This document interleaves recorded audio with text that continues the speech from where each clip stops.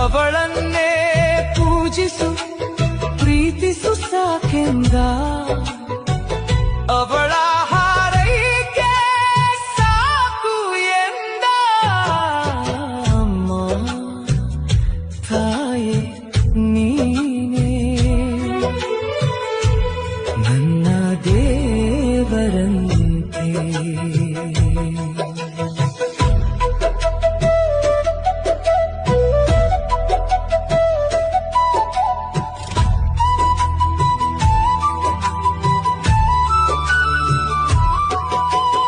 ಅವಳನ್ನ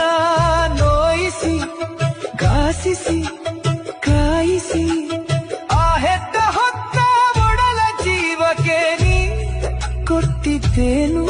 ಬರಿ ನೋವಲ್ಲವೇ ಅವಳಿಗೆ ನಾನೇ ಶರಣು ಶರಣು ಎಂದ